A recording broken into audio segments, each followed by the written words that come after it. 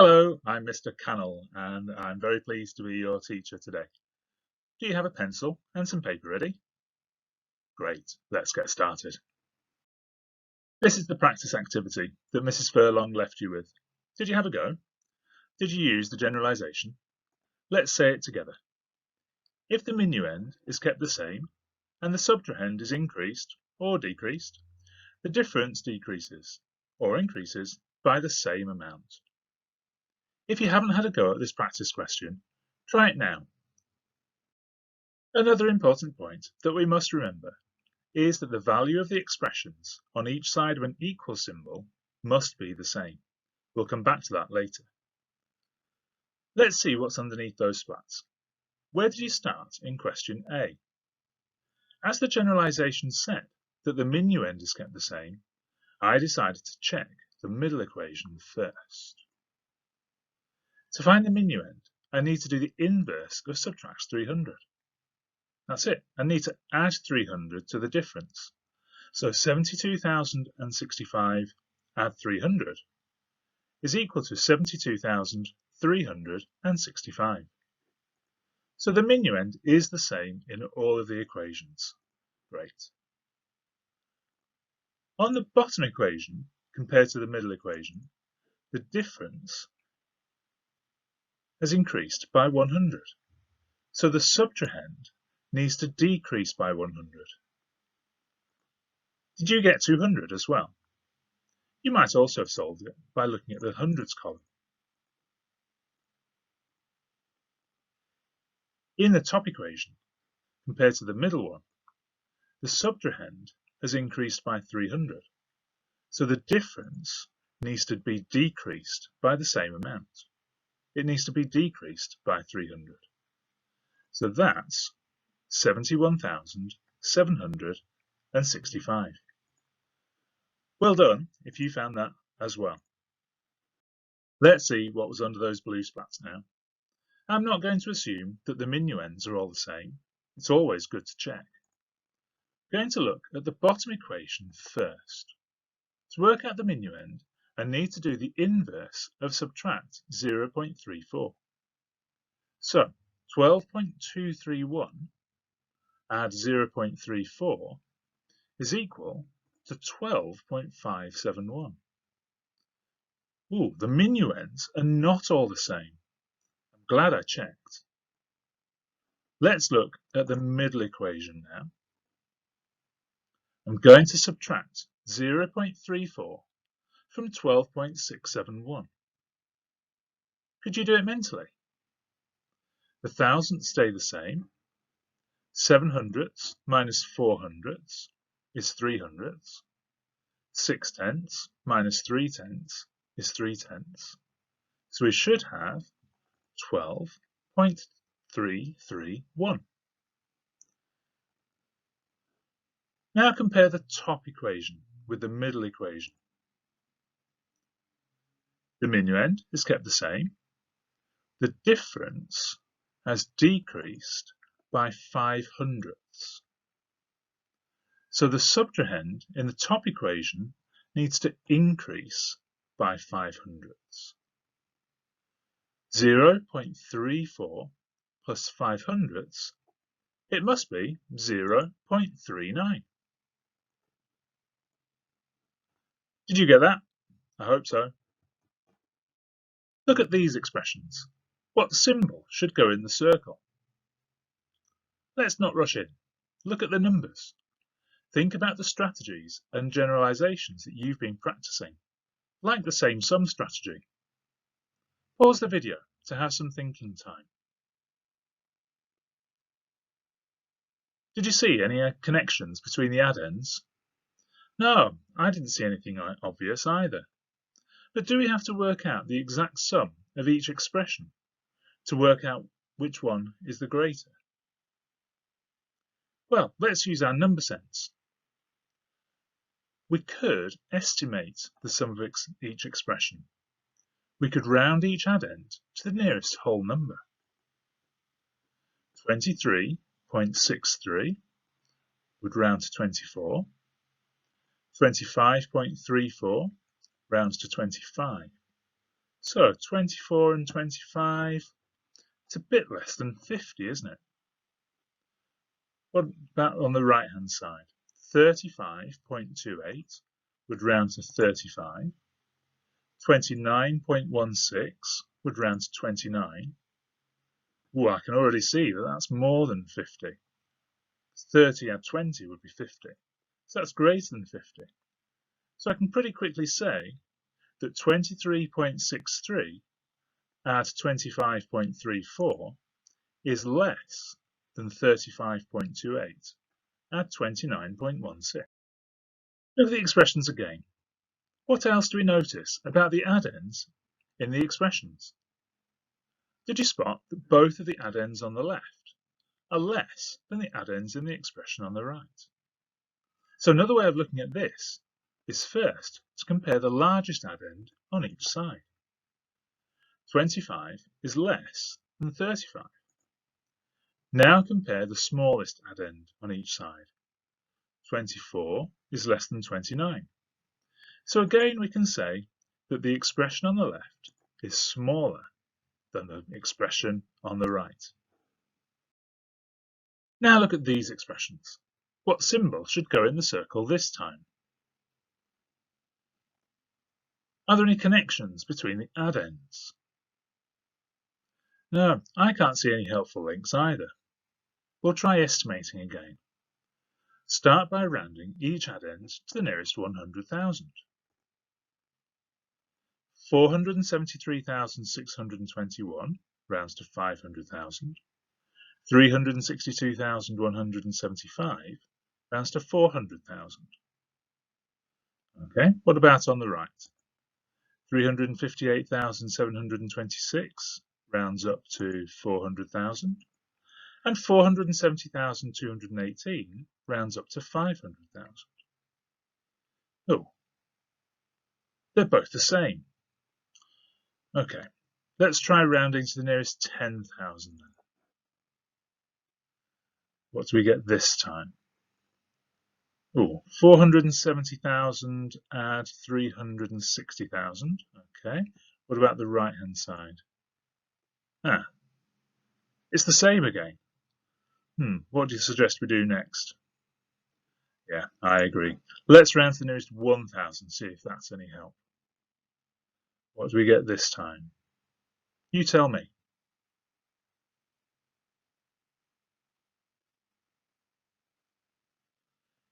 Is this what you got? 474,000 and 362,000. And 359,000 and 470,000. Okay, that's a lot clearer now then, isn't it? The left-hand side is greater than the right-hand side. The left expression is greater than the right-hand expression. Look at these expressions again. Is there another way to compare the expressions without calculating? Have a look at the largest addend on each side. Compare those. 473,621 is greater than 470,218. Look at the smaller addend from each side. 362,175 is greater than 358,726. So both addends in the expression on the left are greater than the addends on the right. So overall, 473,621 add 362,175 is greater than 358,726 add 470,218. And we did it without having to work out the sums of the expressions. You're going to do this one for yourselves. Look at the numbers first. How will you estimate by rounding? Pause the video. Come back when you think you know the symbol. Hello again. What did you decide? How did you estimate? First, I rounded to the nearest 10,000.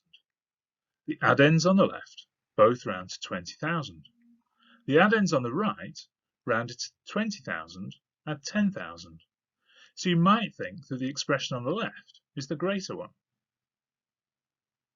But rounding to the nearest 1000 gave a different solution. Did you try that? 16,358 rounds to 16,000. 18,763 rounds to 19,000. 21,890 rounds to 22,000. And 13,231 rounds to 13,000. So the sums of my addends that I've rounded are 35,000 on the left, and 35,000 on the right. We're going to need to work out this one exactly. Is that what you did? On the left-hand side, I used column addition. Did you? Here I've set up my columns. Does it matter which addend goes on the top? No, it doesn't.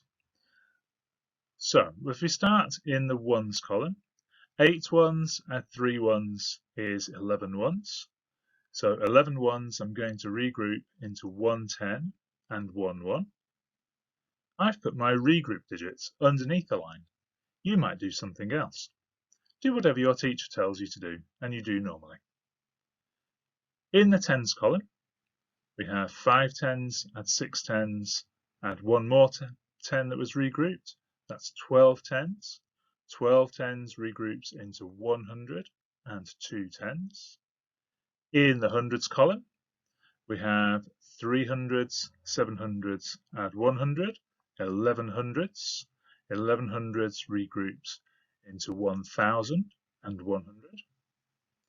In the thousands column, we have 6,000 and 8,000 and one regrouped thousand, so 15,000, which regroups into 110,000 and 5,000s. And then in the 10,000s column, we have 1 and 1 and 1 more, so we have 3 10,000s. So our sum is 35,121. On the right-hand side, we could use column addition, but maybe you used another strategy. Did you do this? 21,890 is only 110 away from 22,000. So we can use the generalization. If one addend is increased by an amount and the other addend is decreased by the same amount, the sum remains the same. So 21,890 add 110 is 22,000. 13,231 subtract 110 is 13,121.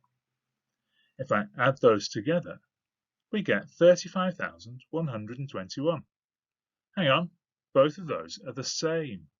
So our symbol in the circle is an equal symbol. Both sides of the equation are the same.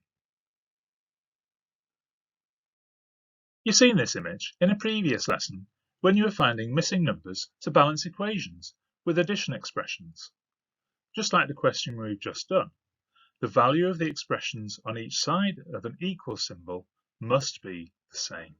The equal symbol is really important in mathematics. Look at this missing number problem. In previous lessons, there were connections between the addends on each side of the balance that made it easy to find the missing value. In this example, there aren't really any easy links, so sometimes we have no choice but to calculate. Our first step is to find the value of the complete expression on the left. 34 add 46 is equal to 80. Our second step is to calculate the value of the missing number. We could think, what do I need to add to 72 to make 80? Or we could do 80 subtract 72. Both of those are 8. So 8 is the value that we need to balance the equation. Did you get that? Now look at this balanced equation involving decimal fractions. This time the empty box is on the left. Can you see any easy connections between the addends on the right and the number 14.73 on the left? Is there anything in the place value of the digits to help? Pause the video for some thinking time. What did you find? No, there were no connections to make the same sum method easy. We're going to have to calculate again, aren't we? So our first step is to calculate the sum of the complete expression on the right. 32.52 add 8.36. Start in the hundredths column. 2 hundredths add 6 hundredths is 8 hundredths. In the tenths column, 5 tenths add 3 tenths is 8 tenths. In the ones column, 2 ones add 8 ones is 10 ones. We'll have to regroup 10 ones into 1 10 and 0 ones. I've put my regrouped 1 10 underneath the line. You can put it wherever you want to, of course. And in the tens column, 3 tens add 1 10 is 4 tens. So our complete expression, our right-hand side, is equal to 40.88.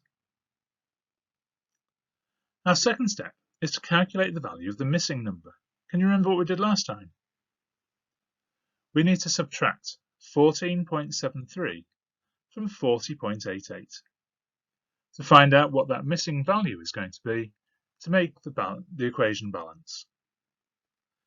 We'll start in the hundredths column. 8 hundredths subtract 3 hundredths is 5 hundredths. In the tenths, 8 tenths subtract 7 tenths is 1 tenth.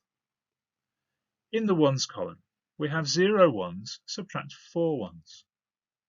We'll need to regroup. We'll regroup one of the tens from the tens column into 10 ones, which will leave us 3 tens in the tens column.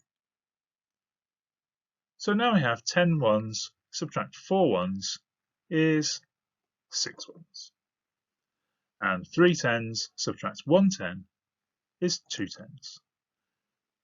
That means that our missing number must be 26.15. How could you check that? That's right, you could add 14.73 at 26.15. Oh, I think we could do that mentally. What did you think? Yes, of course we're right. Well done. You're going to do this one on your own. What will you look for first? Here's a little clue.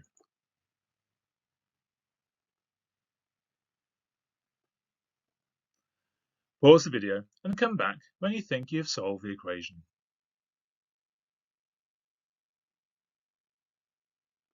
Did you do it? Did you solve it? Did you decide that the numbers weren't kind for using the same sum rule? So you just had to calculate. What was your first calculation? Did you find the sum of the complete expression on the left?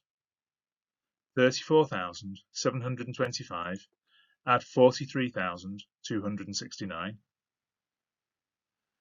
So in the ones column, 5 ones add 9 ones is 14 ones, which we regroup into 1 10 and 4 ones. 2 tens add 6 tens add the 1 10 is 9 tens. 7 hundredths add 2 hundredths is 9 hundredths. 4 thousands add 3 thousands is 7 thousands. And 3 10,000s add 4 10,000s is 7 10,000s. So our sum on the left came to 77,994. Is that what you got?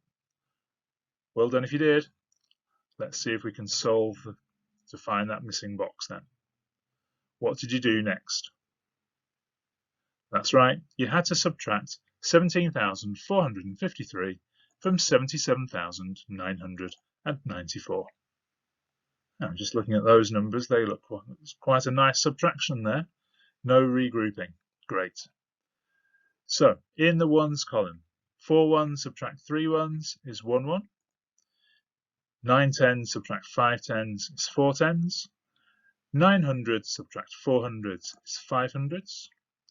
7 thousands subtract 7 thousands, no thousands, and 7 10,000 subtracts 1 10,000 is 6 10,000s. So our missing number should be 60,541. How did you check it? That's right.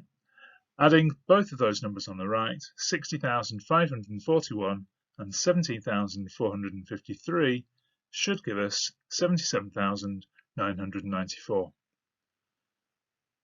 Ooh, looks like you could do that mentally. Have a go. That's it. We were right. Brilliant. Excellent work. I'm going to leave you with 2 practice questions to do before the next lesson. Remember to look for any connections between the addends that could help you use the same sum rule. Also, think about how you could use rounding to estimate what the missing number should be.